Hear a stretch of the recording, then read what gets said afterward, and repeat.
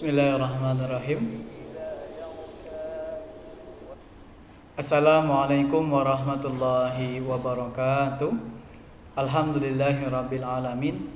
Allahumma shalli ala Muhammad wa ala ali Muhammad. Selamat pagi, apa kabar anak-anakku semuanya? Semoga kalian selalu dalam keadaan sehat. Alhamdulillah, bertemu lagi dengan Mr. Lubab di pelajaran Al-Islam di pertemuan yang kedua. Kali ini kita masih belajar tentang Al-Quran, yaitu hukum bacaan mim sukun.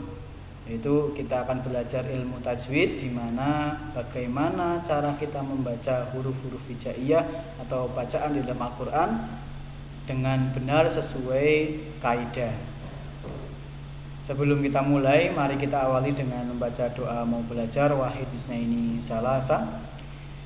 Bismillahirrahmanirrahim. Raditu billahi rabba wa bil islami dinan wa bi Muhammadin nabiyyan wa rasulan. Rabbi zidni ilman warzuqni fahma. Amin. Baik, sebelum mempelajari hukum mim sukun, ini kita baca bersama dulu. Ada 3 contoh potongan ayat di dalam Al-Quran.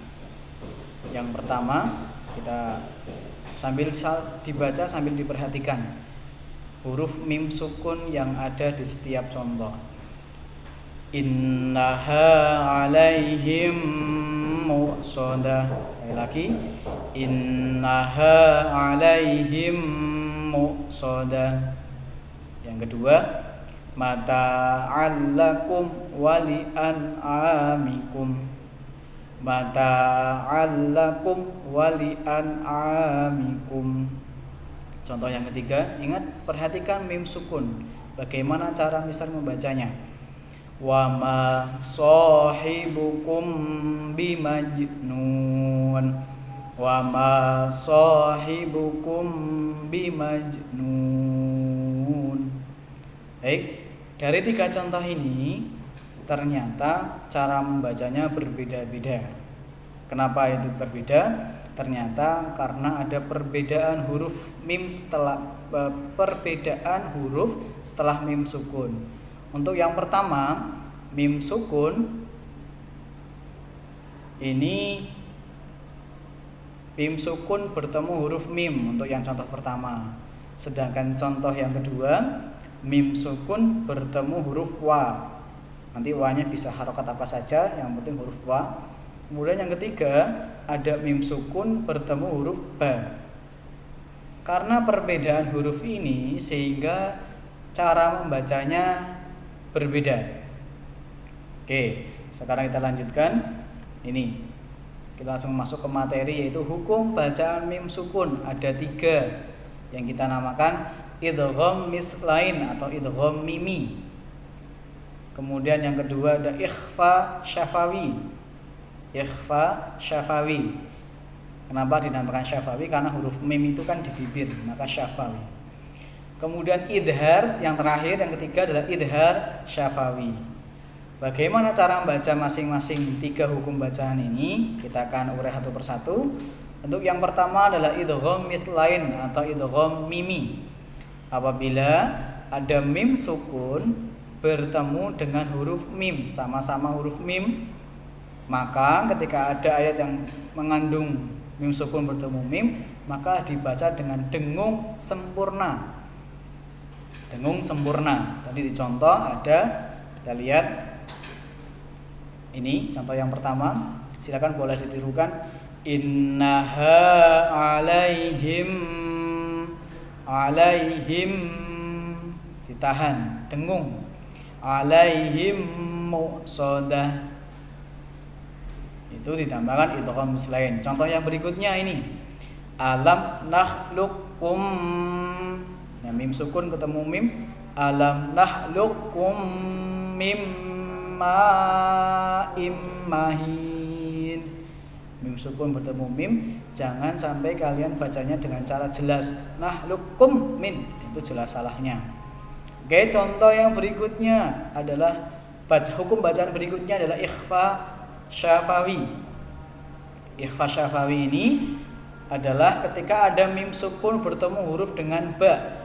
Ba ini harokatnya bebas, bisa dhammah, bisa fathah ataupun kasroh. Cara membacanya adalah dengan samar dan didengungkan. Kalau tadi itu mislain itu dengung sempurna, ini agak samar tapi masih dengung. Kita lihat ke contoh. Wa ma sahibukum bimajnun. Jadi mim sama ba-nya digabung sehingga jadi samar-samar. Wa ma sahibukum bimajnun. Sama-sama dengung, ditahan, jadi tidak boleh dibaca wa ma sahibukum bimajnun, itu jelas salah. Karena memang dalam Al-Qur'an itu ada aturannya, ada kaidahnya, tidak boleh sembarang membaca. Walaupun sama hurufnya, bisa jadi cara membacanya berbeda-beda. Sekali lagi, wa ma sahibukum bimajnun. Contoh yang kedua, hadzal ladzi kuntum bihi tukadzibun. Perhatikan mimnya. Hadzal ladzi kuntum bihi tukadzibun. Ingat cara membacanya samar didengungkan. Mim ketemu ba.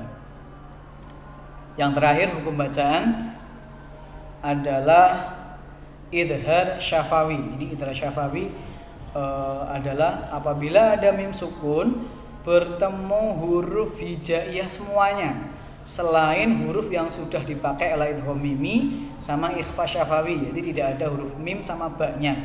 Jadi semua huruf selain mim dan ba itu disebut idhar syafawi. Cara bacanya adalah jelas tanpa dengung. Mim sukun ketemu alif juga jelas, mim sukun ketemu ta juga jelas, mim sukun ketemu la juga jelas. Kalau mim sukun ketemu ba tadi ikhfa syafawi. Kalau mim sukun ketemu mim tadi di awal dinamakan idgham mislain. Kita lihat ke contoh. Ini di Al-Qur'an sangat banyak sekali karena hurufnya juga banyak.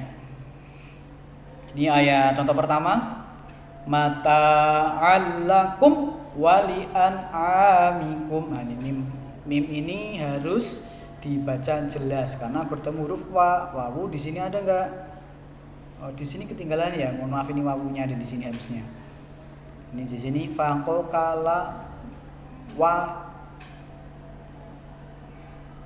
Nah, ini di sini ya. Mohon maaf. Wawu termasuk idhar syafawi ya. Ini bisa salah mengetik, ketinggalan.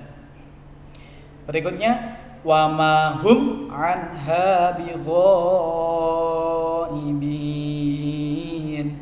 Mim sukun ini harus dibaca jelas karena mim setelah mim ada huruf a, ain. Ini yang ain di sini ada. Contoh yang ketiga di surat Al-Kafirun banyak sekali. Lakum dinukum waliyadin.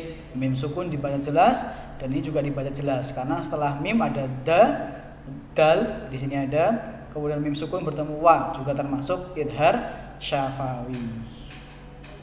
Lakum dinukum waliyadin. Tidak boleh dibaca dengung. Contohnya lakum dinukum, itu jelas salahnya. Baik, untuk materi kali ini kita sudah belajar salah satu ilmu tajwid yaitu hukum bacaan mim sukun dan mim sukun. Silakan kalian praktekkan saat membaca.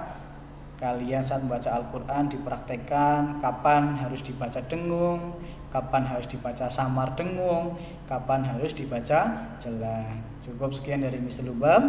Sampai bertemu lagi di pertemuan berikutnya. Silakan setelah ini kalian kerjakan latihan yang sudah Misal berikan nanti di link. Billahi taufiq wal hidayah. Assalamualaikum warahmatullahi wabarakatuh.